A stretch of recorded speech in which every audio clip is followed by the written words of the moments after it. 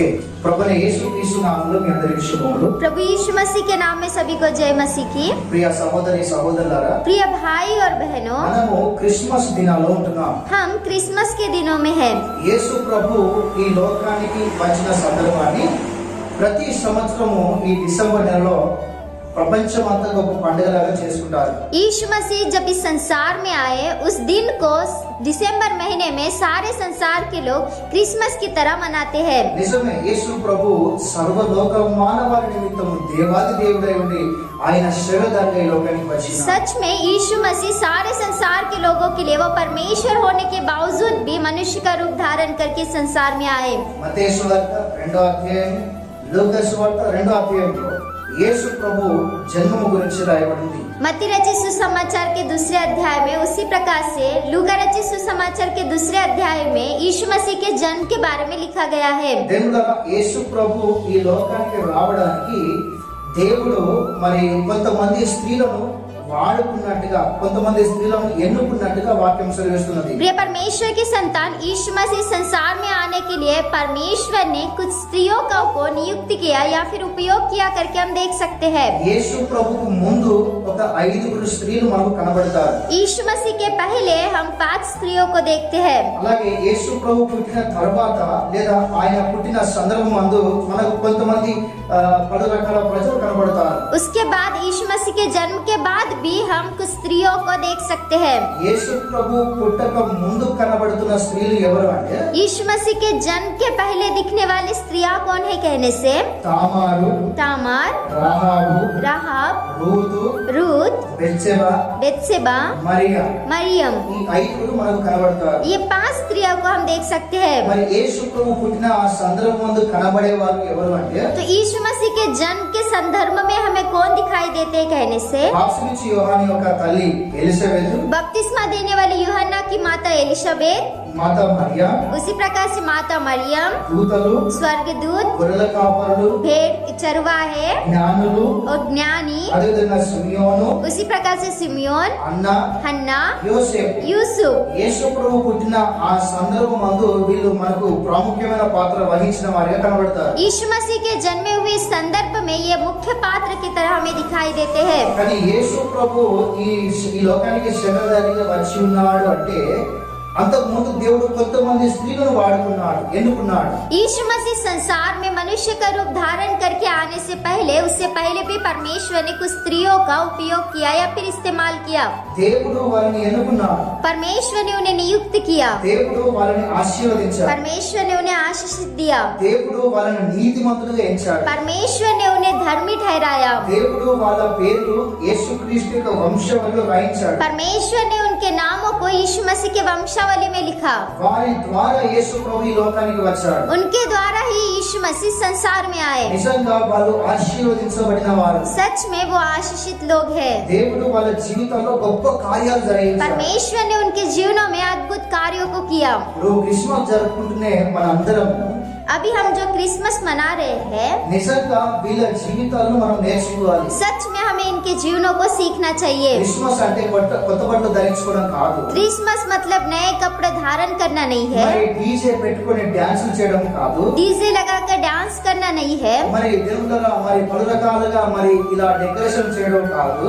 उसी प्रकार से अनेक प्रकार का डेकोरेशन करना नहीं है। మరి క్రిస్మస్ అంటే క్రీస్తు పేరు చెప్పుకొని ఇవన్నీ చేయడం కాదు, కానీ క్రీస్తును కలిగి జీవించడమే క్రిస్మస్। क्रिसमस मतलब मसीह का नाम लेकर ये सारी बातें करना नहीं, लेकिन मसीह को धारण करके जीने वाला जीवन ही क्रिसमस है। క్రీస్తును ఈ లోకానికి చూపించడమే క్రిస్మస్। मसीह को इस संसार में दिखाना ही क्रिसमस है। అసలు క్రిస్మస్ అంటే ఏమిటి అంటే असलियत में क्रिसमस क्या है कहने से ఇక్కడ ఆరాధన అనే అర్థం వస్తుంది। यहाँ पर आराधना करके अर्थ आता है, అంతేకాకుండా పరిశుద్ధుడైన దేవుడు మరి పాపుల మధ్యలో నివాసం చేయడం క్రిస్మస్। उतना ही नहीं, लेकिन पवित्र परमेश्वर पापियों के बीच में आके निवास करना ही क्रिसमस है। పరలోకము దిగి వచ్చి ఈ భూలోకంలో పాపుల మనుషుల మధ్యలో నివాసం చేయడం క్రిస్మస్।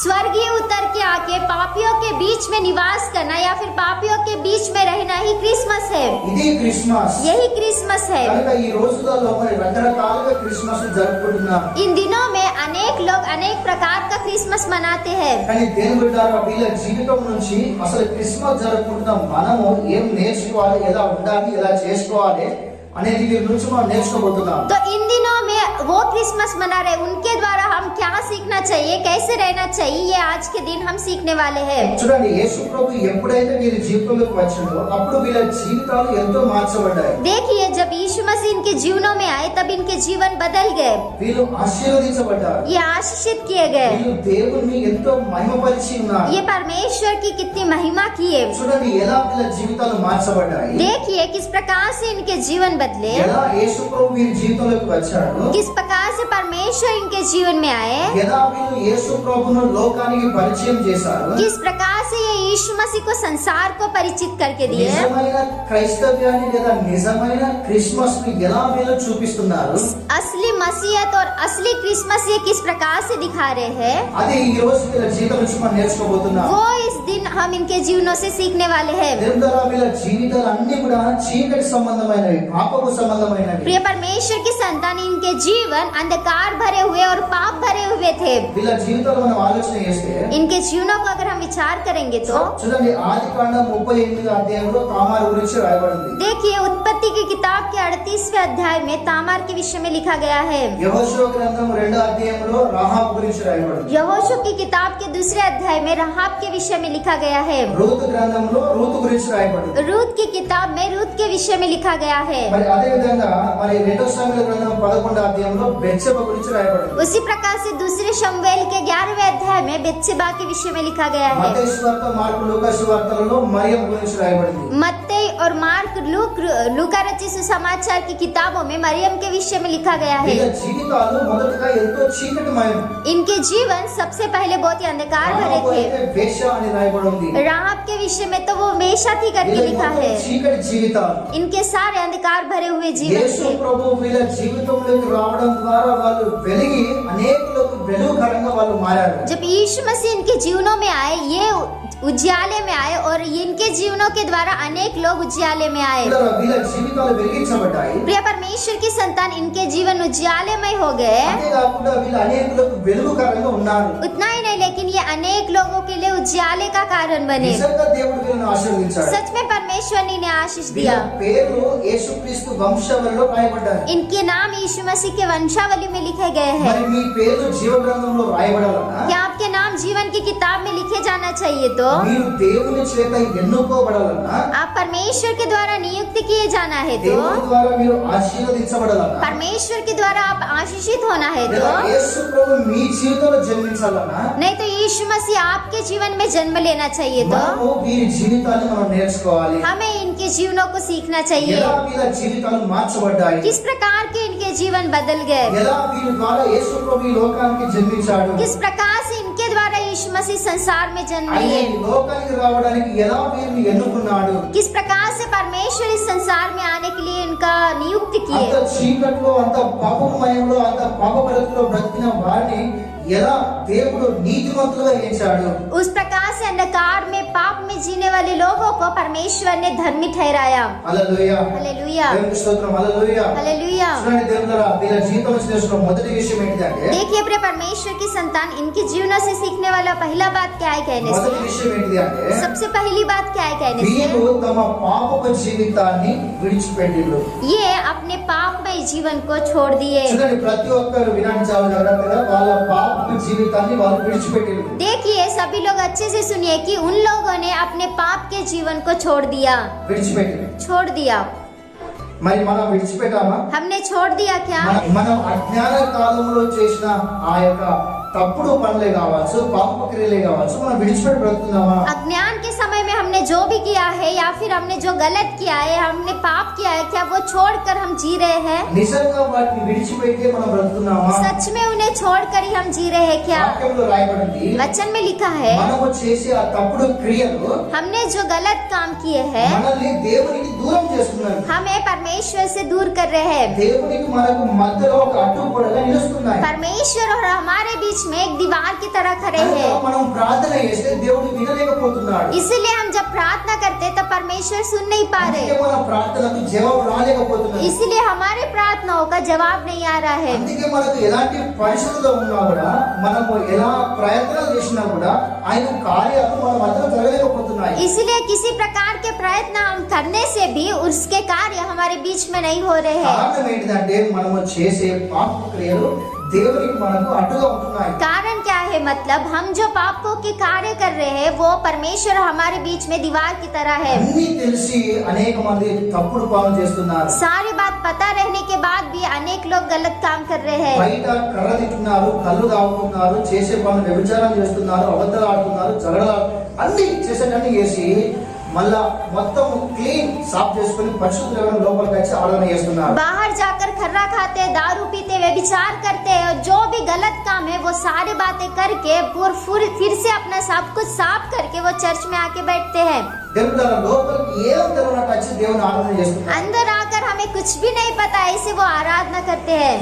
మిమ్మల్ని మీరు మోసం చేసుకుంటున్నారు. आप अपने आप को धोखा दे रहे हो, దేవుని వాక్యానికి విరుద్ధంగా నడుచుకుంటున్నారు. परमेश्वर के वचन के विरोध में आप चल रहे చాలా हो। మంది నామకార్థి బతుకుతున్నారు. बहुत सारे लोग नामधराई जीवन जी रहे అన్ని हैं। చేసి చర్చిలోకి వచ్చి హ్యాపీ క్రిస్మస్ అంటే ఏం క్రిస్మస్ అదేనా క్రిస్మస్ सब बातें करके चर्च में आके हैप्पी क्रिसमस बोलते हैं, वही है हैप्पी क्रिसमस। అది క్రిస్మస్ కాదు. वो क्रिसमस नहीं నువ్వు है। క్రీస్తును కలిగి ఉండడం క్రిస్మస్. आप मसीह को धारण करके रहना ही నువ్వు क्रिसमस మారుమనసు है। పొందడం క్రిస్మస్. आप मन फिराना क्रिसमस है। నువ్వు నూతన జీవితం జీవించడం క్రిస్మస్. आप नया जीवन जीना ही क्रिसमस है। నువ్వు క్రీస్తుని లోకానికి చూపించడం క్రిస్మస్. आप मसीह को इस संसार में दिखाना ही నువ్వు क्रिसमस బయట है। కనబడుతున్నావు ఏం చేసినా అది క్రిస్మస్ కాదు. बाहर दिखने वाला कुछ भी वो क्रिसमस नहीं है। నువ్వే యేసు ప్రభుతో క్రిస్మస్ గా మారాలి. आप ही यीशु मसीह के लिए क्रिसमस की तरह बदलना चाहिए। హల్లెలూయా हालेलुया, హల్లెలూయా. हालेलुया। కనుక దేవుడు వీళ్ళని ఎలా ఆశీర్వదించాడు, వీళ్ళని ఎలా ఎన్నుకున్నాడు అంటే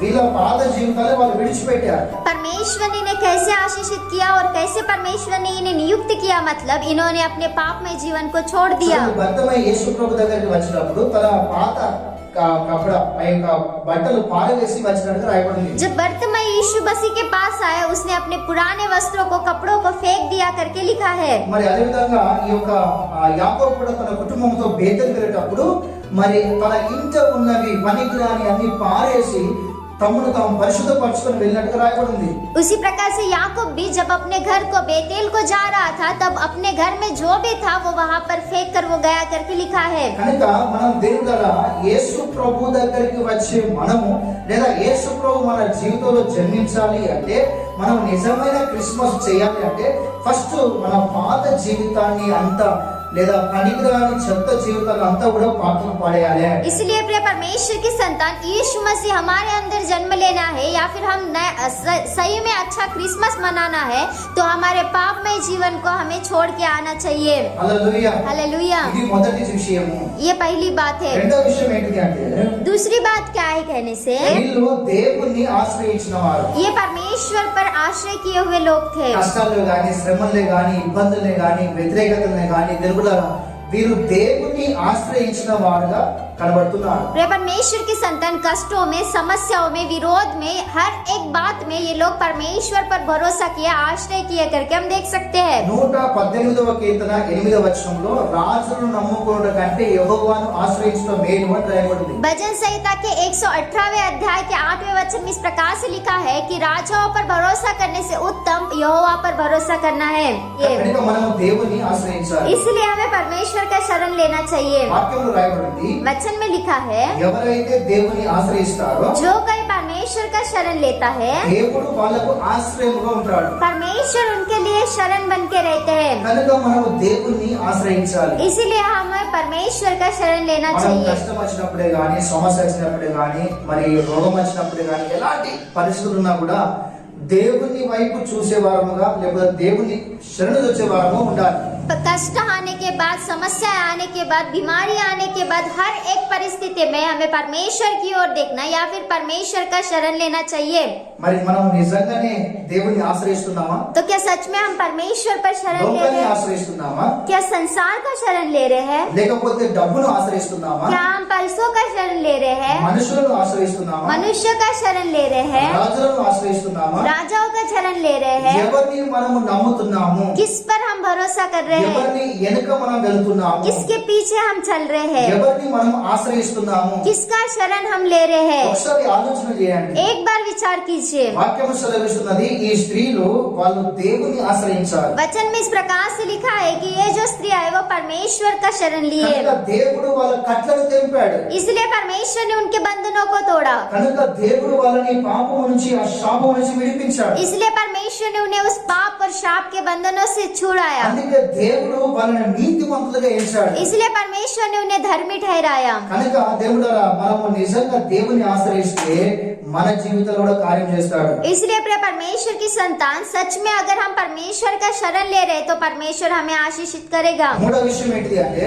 तीसरी बात क्या है कहने से, తమ్ముడు తామే దేవునికి సమర్పించుకున్నారు. अपने आप को वो परमेश्वर के हाथों में समर्पित దేవుని किए, చిత్తము నెరవేర్చడానికి परमेश्वर की इच्छा पूरा करने के లేదా लिए, సేవకులను కాపాడడానికి सेवक लोगों को बचाने के लिए, దేవుని కార్యం జరిగించడానికి परमेश्वर के कार्यों को करने के लिए తమ్ముడు తామే సమర్పించుకున్నారు. अपने आप का समर्पण किए। మరి ఆ ఎరికో పట్టణంలో దేవుడు సేవకులను కాపాడడానికి తన ప్రాణాన్ని రిస్క్ లో పెట్టింది రాహాబు. यरीहो नगर में सेवकों को बचाने के लिए राहाब ने अपने प्राण को रिस्क में डाल दिया। అంతేకాకుండా మరియ కూడా మరి యేసు ప్రభు ఈ లోకానికి రావడానికి ఎన్నో నిందలు, ఎన్నో అవమానాలు, ఎన్నో సమస్యలు కూడా సంతోషంగా సహించుకున్నది. उतना ही नहीं, लेकिन मरियम ने भी यीशु मसीह संसार में आने के लिए अनेक निंदाओं को, अपमानों को, हर एक बातों को उसने आनंद की तरह स्वीकार किया। మరి దూత వచ్చి చెప్పిన ఆ సందేశానికి తలదించుకున్నది ఆమె.